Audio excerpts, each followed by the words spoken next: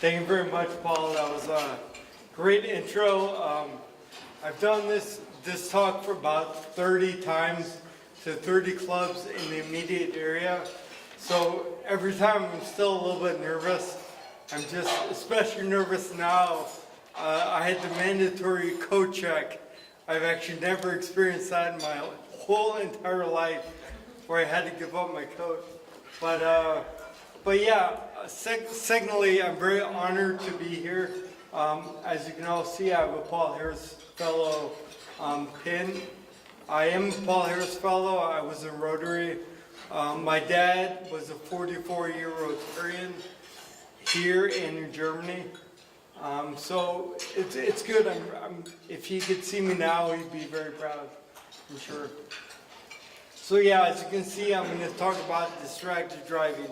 It's a topic that we all know about, but a lot of us do not talk about. You know, I have a really personal story that I'm going to share with all of you, and I think that will really be a lot more impactful after you hear that story. I'm German. My family's from Germany, so I like a little structure in my speeches. So what I'm going to do is I'm going to talk a little bit about my background. I'm going to talk about why I speak. I was involved in a really serious car crash in 1997. I was the distracted driver. We're going to go really quick about the current laws in Illinois. Hopefully there are no policemen in this room because I'm very upset about how lenient the laws are about this topic. So the background, yes, I told you I'm from Farmtown, Iowa. Our town had 3,000 people, tiny high school. I loved it. It's a great place for a family. I've given 30 of 40 speeches already. I have 10 more coming up in the next few months. I branch off to motivational speaking, so I do a lot of other topics to speak about. Yeah, I speak to chambers of commerce, Kiwanis clubs, Lions clubs. I know they're your friends, the Lions. So distracted driving, it's a growing problem. It's up 10% each year. It's gone up 14% over the last 2 years already. Car manufacturers, I know all of you drive your Mercedes, your Porsches, your Audis. This is a huge issue, and I'm actually battling the car companies because who wants to buy a car that can't do all that cool stuff that it can do? When in fact, it's actually counterproductive. All those gadgets, tools, are actually hindering you from driving safe because you're distracted. I talk a lot about, I'm very proud, I'm a proud owner, 2015 Honda CR-V. Yes, it's a soccer mom car, but I love it, I love it. So my mom comes from Germany, 73 years old, to see her baby boy. I drive around, I'm a chauffeur. What I didn't know is that it has text-to-voice capabilities. So at that time, last year, when my mom came, I started dating this fiery, red-headed Italian girl. And we were texting back and forth. Well, I didn't know that when I drove my mom in the car that one Tuesday, that a text came from Gina, and the lady in the car read it out loud to all of us, and my mom was very shocked. And the girl was never invited back to our house for dinner. So yeah, so I tell that story real quick. The Honda CR-V has got to be the most distracting car I've ever owned. I've owned tons of cars, but you know, nowadays the Lexus, they have all these sensors, lights are flashing, beeping. It's actually, why can't we just drive the car? Do you remember the good old days where you just got in the car, turned the key, and watched the road? You know, nowadays you can't do that. There's navigation. There's a plethora of other things going on. So I go over real quick the definition, just to brush up on the definition. Distracted driving, pretty much anything other than keeping your eyes focused on the road. And when you think about that definition, there are 1,000 things in the car that can inhibit that from happening. AAA says, it's famous, this statistic I love, it's famous, 97% of all crashes are driver error, right? 3% are car malfunctions. So why do you think those 97% of people crash? Do you think it's because they're focused on the road? I mean, when you think about a lot of these statistics, it should start, coming into your mind that there's something going on here. 1 out of 4 car crashes involved a cell phone. I mean, when you hear that stuff, it's crazy. So I asked people, what are some examples of distractions in the car that don't involve the cell phone? There's radio, there's your dog in the back seat, there's your 2 kids, there's your husband, there's other people in the car, there's navigation. What are other things? Question. What are other things that you can think of that distract you in the car? Makeup.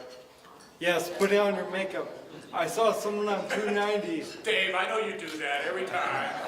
I saw someone on 290 reading a newspaper.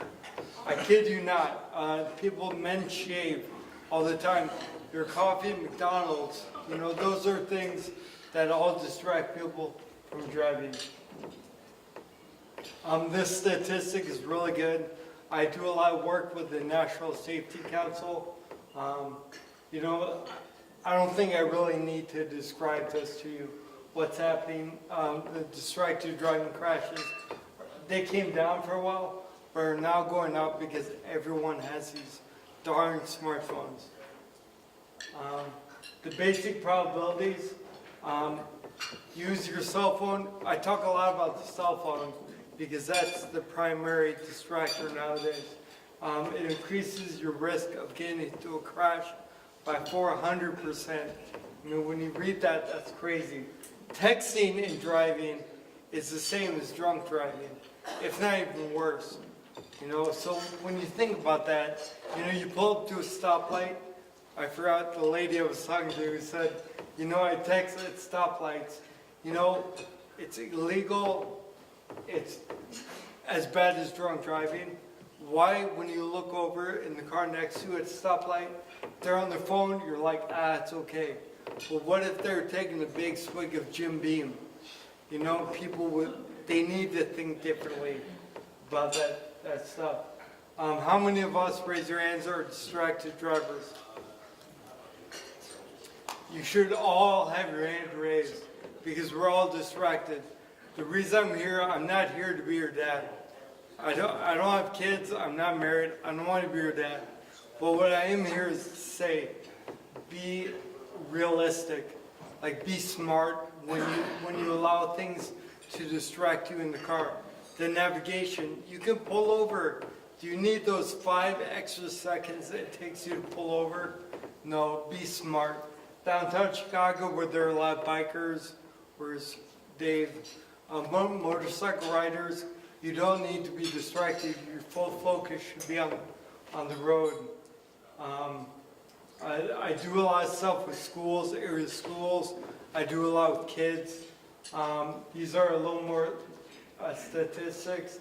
11 people die each day from distracted driving crashes. I mean, when we hear about all these statistics, it's crazy.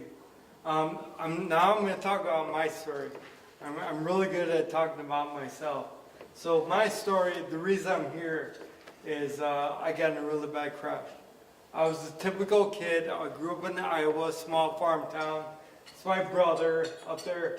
The question is, what is one of the most important occurrences in a high schooler's life? License. This was my best gift ever. This was a Volkswagen Super Beetle, 73 frame-up restoration. My dad, the great Rotarian, had a great idea. Smart guy. He bought this car out of a barn full of rad droppings, rust everywhere, when I was a sophomore in high school. He said, I'm going to build this car with you, Benji. And then when you get it your senior year, you will respect it because you worked on it 2 full years. Boy, was he wrong. So my mom, great Polish lady, she put a bow around it. I got this, remember, December, Christmas of 1996. The crash happened March of 97, March 15th. Who knows what happened March 15th in history? I love it. I love it. I love that. Great history. It's Ides of March. So what happened was I was driving to a dance club with 4 of my best friends in the entire world. Okay, make sure you get that. Best friends in the whole world. I was driving, we were going 70, Interstate 80. I was not paying attention to the road. You know, you're 17, you're invincible. Were we wearing our seatbelts? No. Who wears seatbelts when you're 17? We're invincible, right? So we weren't. So what happened was I was not looking. I lost control. I lost control of the car. Car going 70 miles per hour, spun around and started flipping end over end. I have no idea how it happened, but one of the girls flew out the back window of that little Volkswagen. I flew out the door. This is the aftermath. So I built this car 2 years, had it 3 months. Junkyard guy said no one survived. There's absolutely no way anyone could survive this crash. But that's terrible. This is how invincible I was. I show these photos, a little bit graphic, but you know, I had a tube coming out of every part of my body. Eating through a straw, a lot you see in the movies, hey, I'll hit you and make you eat through a straw. I ate through a straw for 3 months. I was in a coma for a month. So not like football, you get knocked out 3 seconds. I was knocked out 30 days. I gotta talk about my parents. You all have kids. You all have nieces, nephews. I did the worst thing I could ever do to my parents. And you guys can understand this. The state troopers came to my parents' house at 9 o'clock at night and said, you know, that's the horror, the nightmare that any parent has. You know, and they say, Mr. and Miss Pohl, you need to follow us to the hospital. There's been a crash with your son. I give this speech a lot, and inevitably someone asks me what happened to the other 4 in the car, right? Are you wondering about that? Okay, what if I told you they're not here anymore? What would you say? I best friends in the whole world, what would you say? I mean, remember that feeling you have right now in your stomach. I would have to live with that the rest of my life if they would have died. But no one did. No one died. So you can exhale. They're all back in Iowa. They all have kids. They all have 3 kids each, amazingly.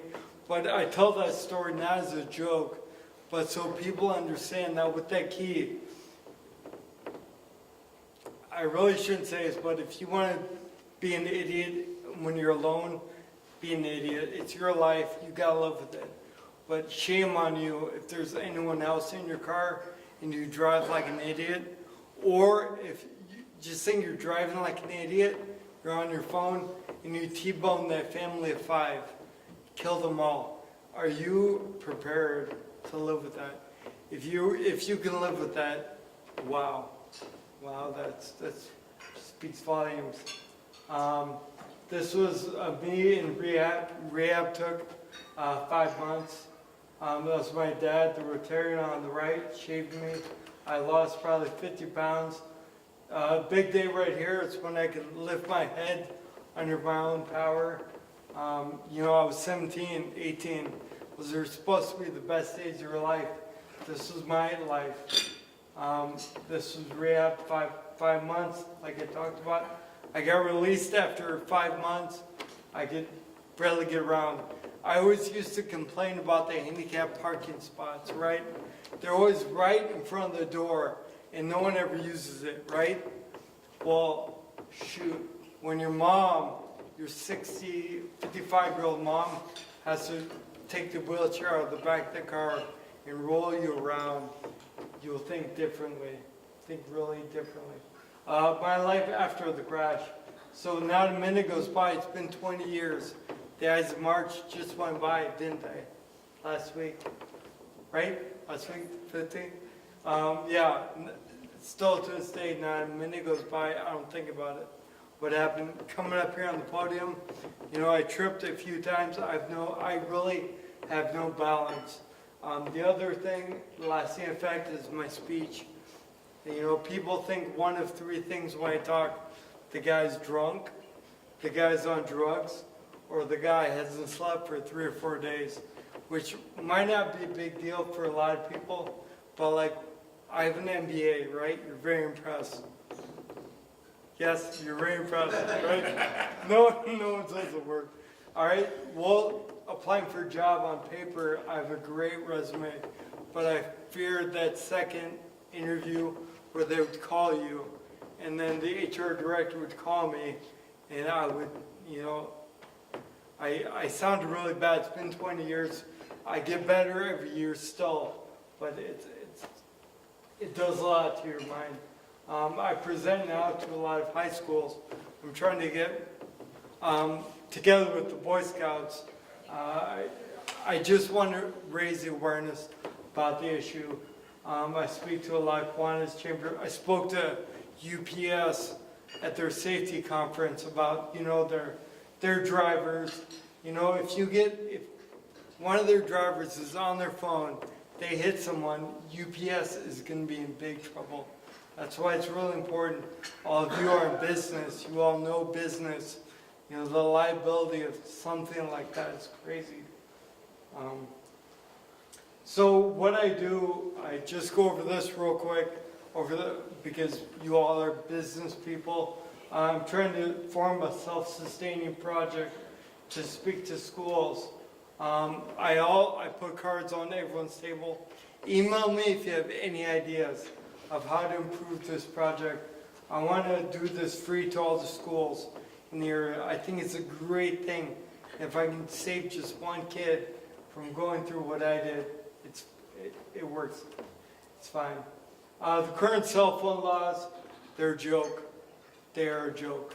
They're $150, you know, or less in Illinois for something that you could actually kill someone with. You know, if you're a bartender, you overserve someone alcohol, they get a DUI, they kill someone driving. The bartender's liable, that's crazy. But cell phone, you know, I'm sorry, I was being dumb. I couldn't help it. So yeah, so you all know the laws.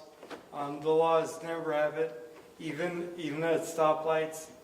Because what if someone's crossing the road with a baby carriage, you're not paying attention, someone honks from behind, you look up from your text, boom, you hit that. Again, are you ready to deal with that the rest of your life?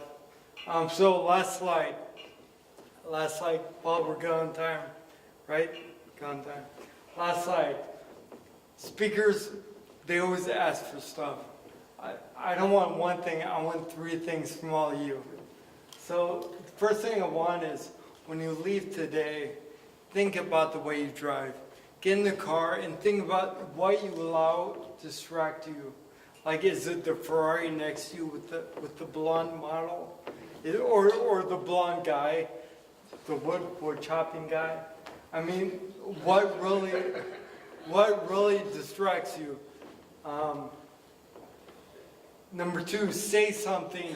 If your husband, your wife is driving you around and they're distracted, all right, and you can tell, you know, they're on their phone, I mean, that's your life. As luck has it, you'll hit something, and then they'll be fine, you'll lose your arm, only because you didn't have the courage to say something. I brought that up. I'm not trying to threaten any of you, right? I'm a super, super nice guy. No threats. I'm telling you, you'll get away with it once, you'll get away with it 8 times, you get away with it 30 times, but one of these days, your luck is gonna run out, and you're gonna be in my boat, or worse. I came out of it very lucky. So yeah, number 3, the most important to me right now, is my mission is to raise awareness. You all have my card, my contact info. Let me know if there's any group you know that could benefit from me coming to speak to them. Boys and Girls Clubs of America, Boy Scouts, Lions, Kiwanis, etc. Let me know. I love going and speaking and spreading this message. Questions? Paul said you'd have tons of questions.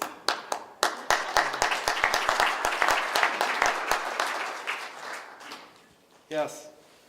Nearly every time I'm in a cab or an Uber, the driver texts. And at times I say something because I want to be brave and save my life. However, I don't want to get that person in trouble by calling and reporting it, but I want the company to discourage their drivers from texting. When I've talked to the people about it, they say that if they don't do that while they're driving me around, they'll miss their next ride.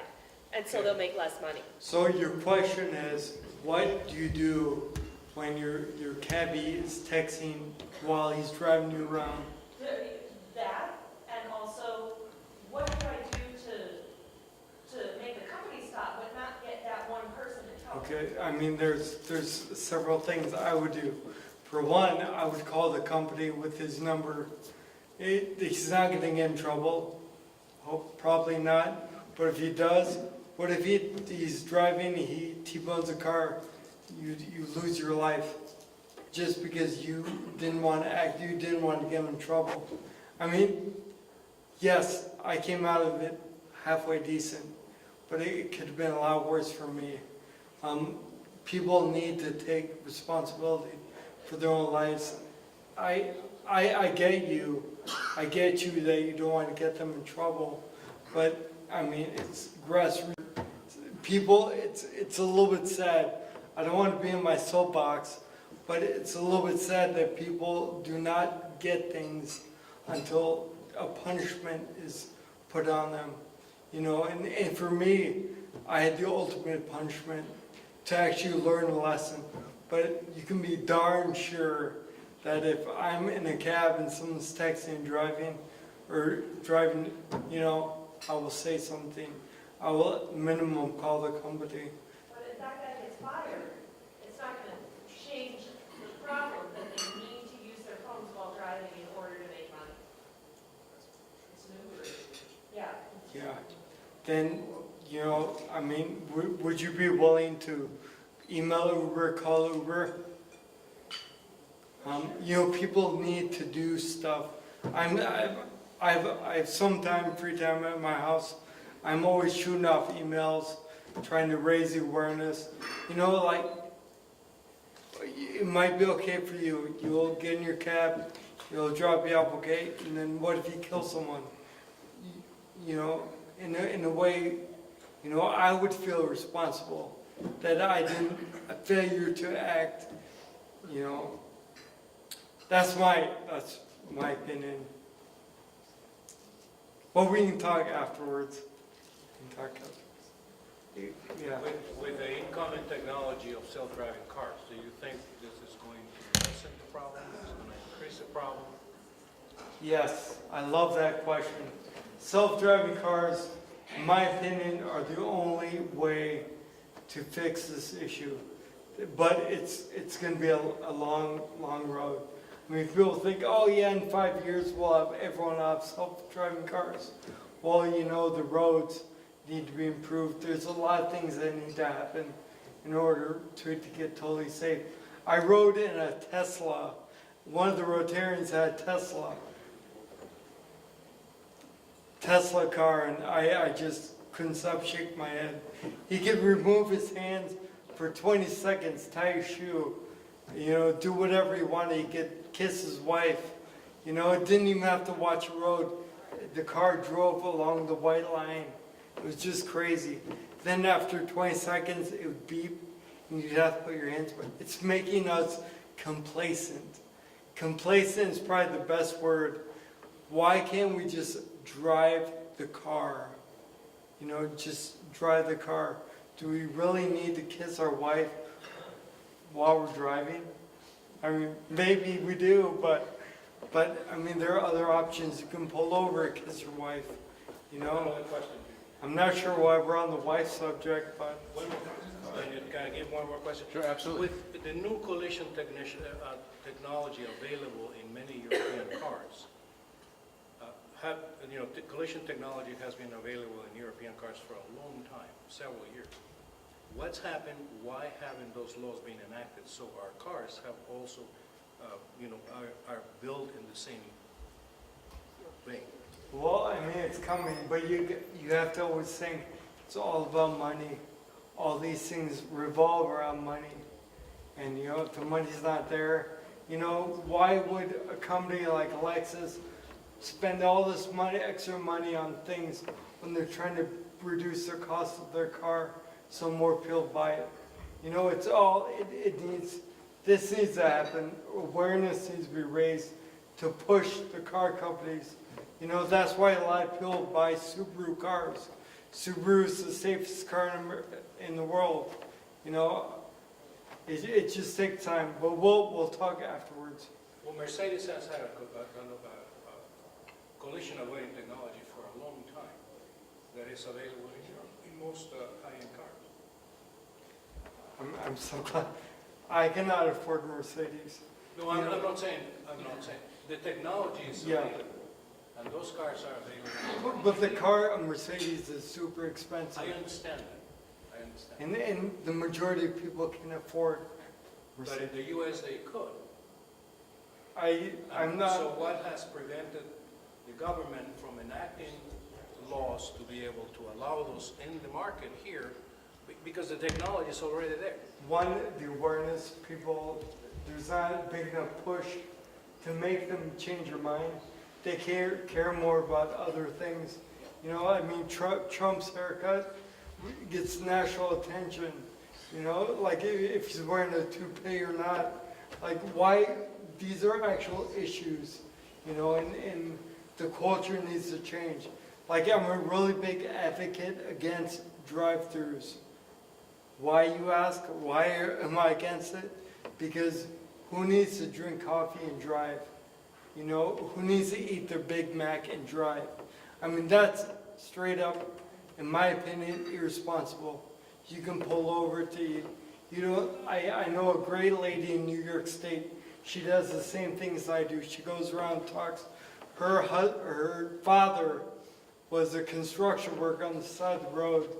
A guy in a dump truck was driving by, dropped his water bottle, went over to pick it up, ran over her. Her father killed him.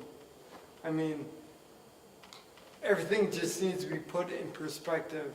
Is it really that important?